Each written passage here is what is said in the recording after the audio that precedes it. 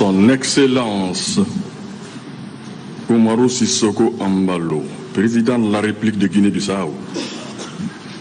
Son Excellence Goodluck Jonathan, ancien président de la République fédérale du Nigeria et médiateur de la CEDEAO.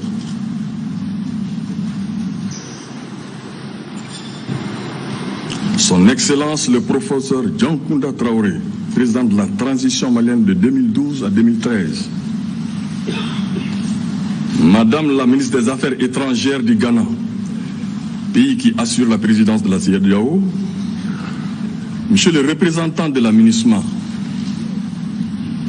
Monsieur le représentant de Misaël, son Excellence Pierre Buya, ancien président de la République du Burundi, Monsieur le président de la commission de la CEDEAO, ancien Premier ministre et ancien ministre, chef d'institution en fonction et ancien, gouverneurs, maires et conseillers municipaux, autorités politiques, morales, religieuses et coutumières, ambassadeurs et représentants des organismes de coopération, compatriotes de l'intérieur et de l'extérieur, représentants de la société civile et des syndicats, en vos rangs, grades et qualités, tout protocole observé.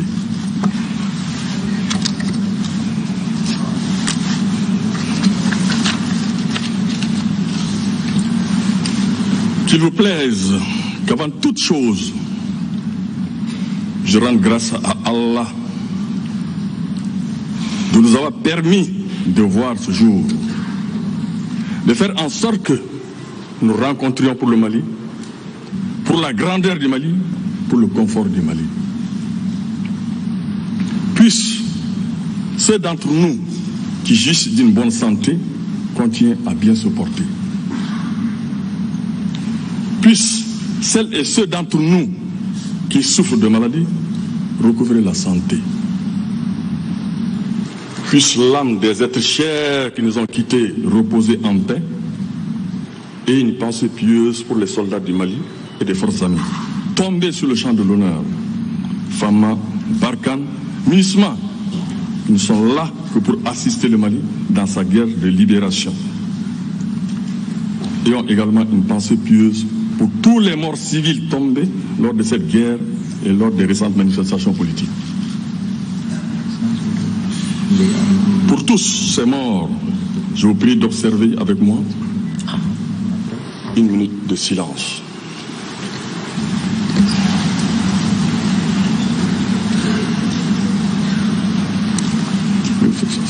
Veuillez vous asseoir, s'il vous plaît.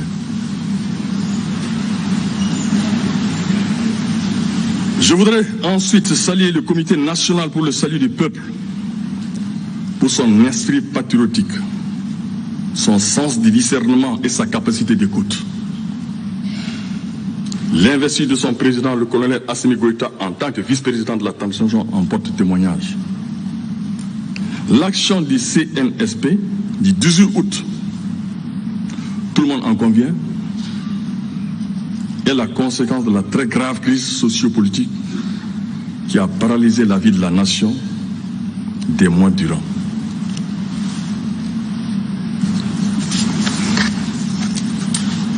Au collège qui a porté son choix sur ma modeste personne pour présider cette transition, j'exprime toute ma gratitude.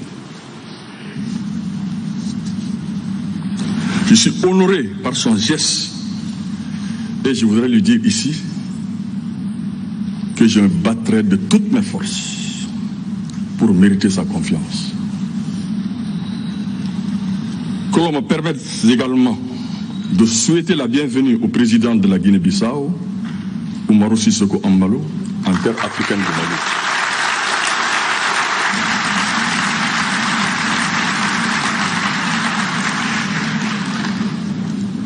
Président Embalo, vous êtes chez vous. Vous êtes parmi vos frères. Vous êtes encore parmi vos sœurs. Acceptez l'assurance de notre profonde sympathie et de toute notre gratitude pour votre présence, oh combien significative parmi nous en ce moment et en ce lieu. Ma Ma gratitude va également, et bien entendu, à la CEDEAO.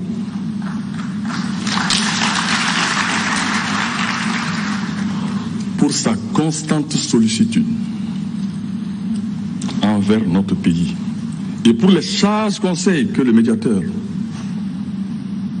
son Excellence Goodluck Jonathan, n'a cessé de prodiguer à ses frères maliens. Et cela depuis juin. Il est des nôtres désormais. Je salue sa présence et je voudrais l'assurer de la détermination des Maliens à conduire une transition stable, apaisée et réussie dans les conditions et les délais convenus. Plaise à Dieu, le Tout-Puissant. Professeur Djonkunda, cher aîné, merci de venir rehausser de votre présence l'éclat de cette cérémonie.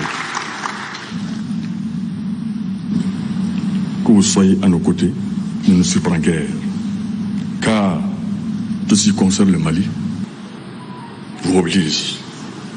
Votre expérience, votre endurance, votre foi en le Mali nous guideront.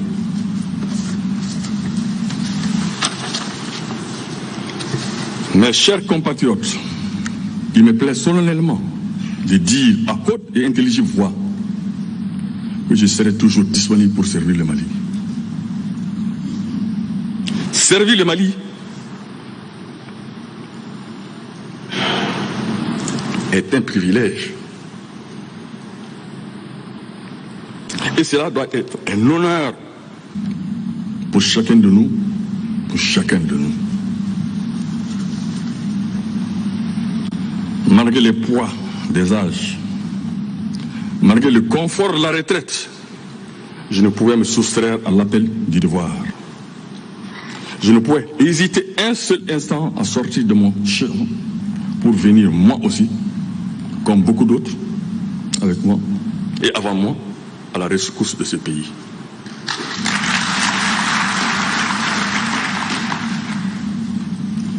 Le Mali m'a tout donné.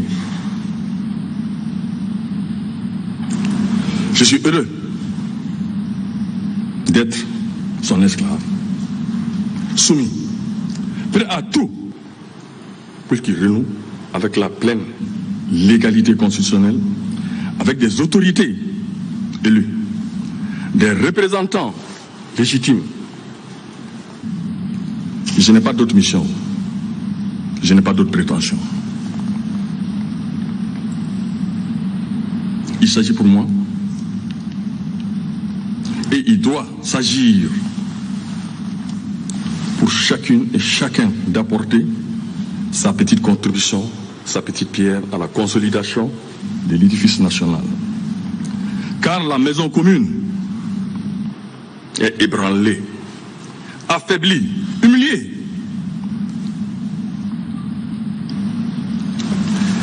Elle tremble dans ses fondements depuis au moins une décennie.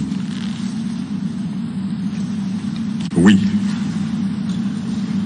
il ne faut pas avoir peur des mots. Le Mali est ébranlé, piétiné, humilié. Ébranlé, affaibli, humilié par ses propres enfants, par nous-mêmes.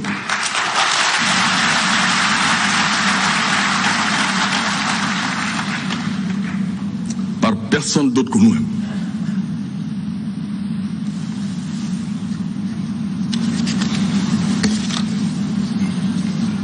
Chers compatriotes, chers partenaires du Mali, une transition ne saurait tout faire. Elle doit se donner des priorités. Les nôtres ont été débattus, validés et consignés dans la charte nationale de la transition, issue des journées de concertation des 10, 11 et 12 septembre dernier. C'est cette charte qui constitue mon bréviaire. Je dois donner ma vie. Pour que la transition soit menée à bon port, je n'hésiterai pas une seconde.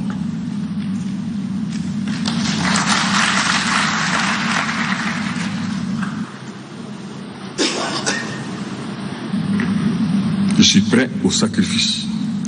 Prêt au sacrifice suprême pour que le Mali redevienne le Mali.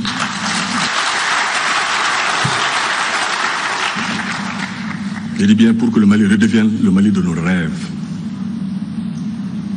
et de nos potentialités.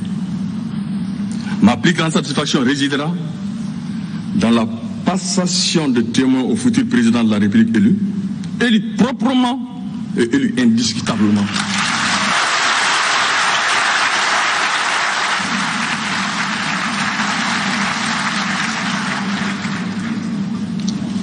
Pour cela, il nous faudra sans délai mener une réflexion profonde sur l'état de nos processus électoraux. Et ce, à l'effet de nous doter de bons textes, de bonnes pratiques, de solides contre-pouvoirs. Car sont ceux-là la force de toute démocratie. Au nom du peuple malien, qui ne saurait être privé de ses choix, au nom de la vérité des urnes, qui doit être la seule norme en démocratie, je combattrai sans concession les scrutins au coût astronomique.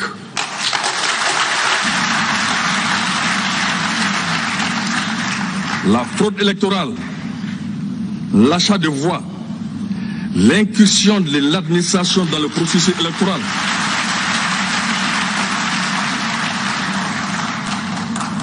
la perversion des résultats pour les cours d'arbitrage,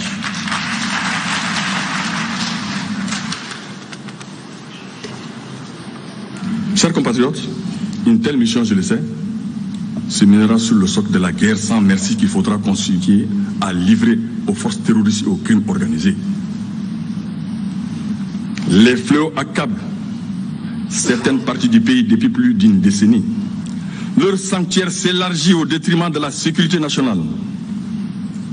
Les demi-victoires ne se suffisent plus pour nous vaincus. Nous devons gagner totalement et durablement. Pour cela, il faut certes une gestion politique, là où celle-ci est nécessaire. Mais il est important de se doter de moyens les plus dissuasifs possibles. À travers une armée aguerrie, matériellement soutenue et moralement prête. L'armée, il est vrai, ne devra combattre que l'ennemi. Elle ne saurait être coupable d'exactions contre les populations civiles. Cela ne peut pas être accepté et ne sera pas accepté. Cependant, les moyens de l'armée iront désormais totalement à l'armée et seulement à l'armée.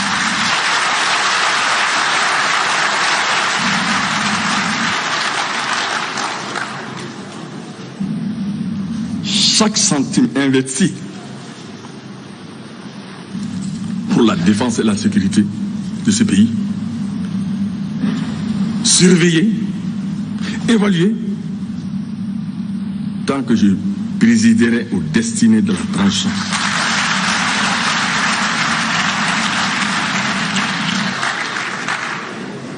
J'en prends ici le serment.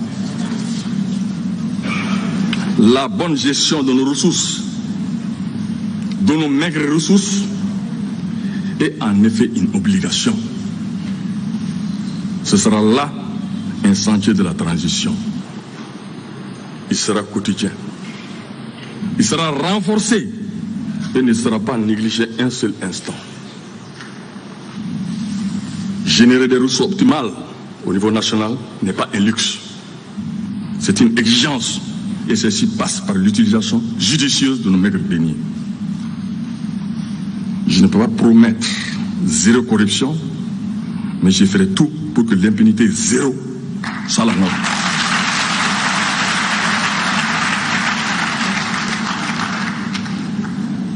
L'argent public est sacré. Et je ferai en sorte qu'il soit dépensé de manière traçable et raisonnable. Avec tous les sacrifices que cela comporte. En termes de mesures systémiques et de répression des crimes et délits économiques. Tous les dossiers d'enquête réalisés par nos structures de vérification seront transférés aux juges au besoin.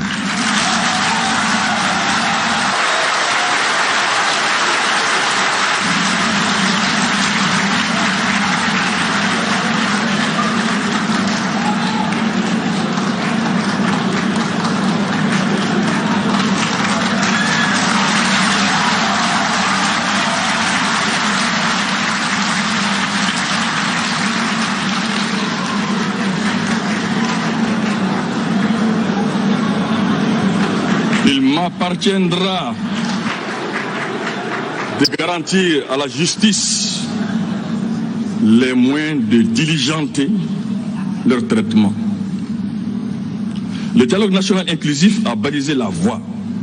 Dans les semaines à venir, je ferai tout pour mettre en place le comité chargé de la mise en œuvre de ces importantes recommandations.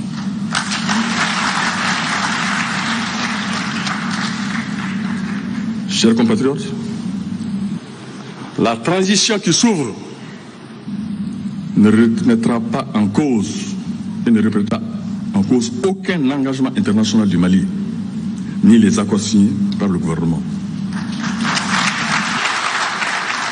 L'accord pour la paix et la réconciliation sera appliqué et ne sera réalisé que d'accords partis. Il en va de l'honneur de la République. Et il est important de redire aujourd'hui, en ce lieu, en ce moment, que le Mali, c'est le nord, c'est le centre, c'est le sud, c'est l'ouest, c'est l'État.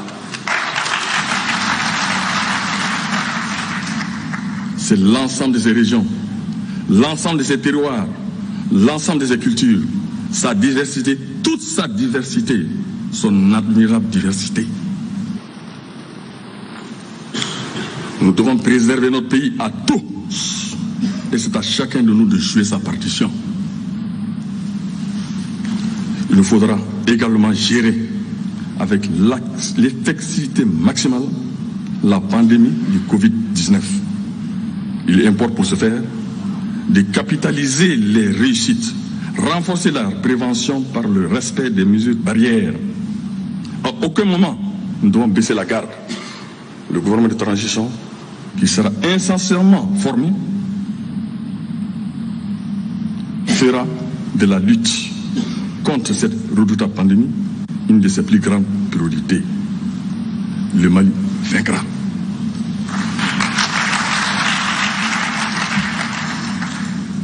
Vive la démocratie, que Dieu nous bénisse.